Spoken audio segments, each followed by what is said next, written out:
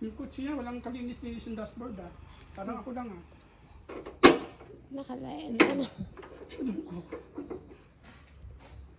Ayan guys, meron akong ituturo sa inyo about sa pag-change oil. Kasi di ba ang change oil every 3 months ang ano ng mga car company, di ba? Every 3 months. So pwede naman tayong mag ano ng tawag dito. Kasi sa loob ng 3 months yung 3,000 ang dapat na bago mag-change oil.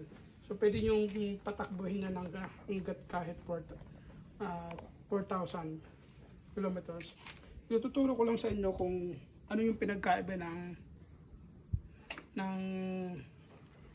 bagong change oil at saka sa lumang change oil. Ito guys, ito yung langis niya. Mamula-mula pa.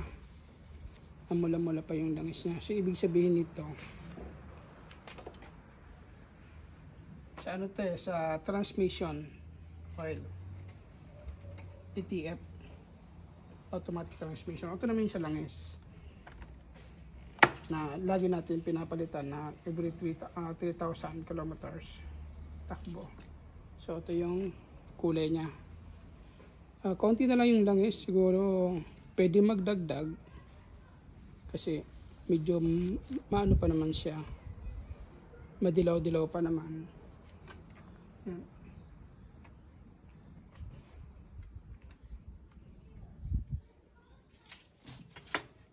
Pwede nagdagan ito kahit mga kalahati sa isang lata na maliit kasi konti na nga lang. Ayan, pwede siyang dagdagan para yung level niya umabot dito sa butas na yan kasi yung level niya. So yung langis niya hindi pa naman ganun karumi kasi ano, kapag masyado na madumi yan, nagbubuhangin na yung langis, namumuo na siya. So yun talaga dapat i-change oil na. Siguro ito mga ilang, kasi trabaho bahay lang naman tong kotse na to, mga ilang buwan pa yan, mga 2 months pwede saka ipa-change oil. Tapos dito naman tayo sa kabila. Ito din sa langis to. Ayan, halos hindi nagkakalayo ng kulay. Hindi nagkakalayo ng kulay. So mga 2 months din siguro pwede nang palitan to. Kasi trabaho bahay lang din naman to, hindi naman lumalayo ng malayuan na biyahe. Pag malayuan na biyahe pwede nang i-change oil to. Ayan, medyo wala, hindi pa siya namumuhangin, kaya okay pa yung ano niya, yung langis niya. Dala mo yung susi mo. Para tingnan natin sa kabila para makita din nila. Kasi kapag nagbubuhangin na yung langis, ano na yun, kailangan talaga i-change oil na. Kasi masisira na ang makina.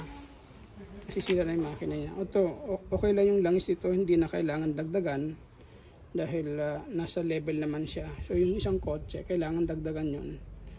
Kasi wala na sa level yung langis niya.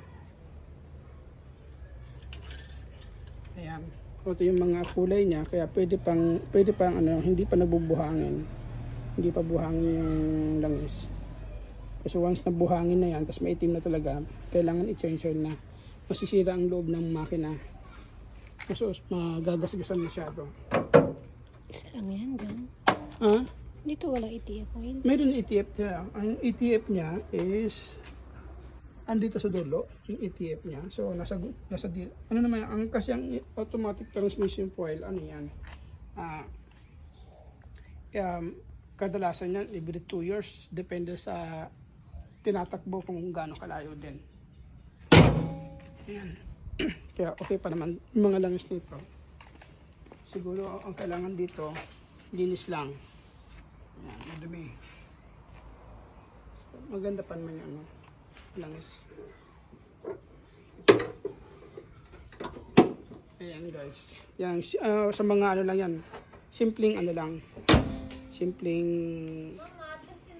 Simpleng payo lang. Simpleng payo lang para sa mga baguhan na bagong drivers, malaman nyo yung tamang pagpalit ng oil. Yung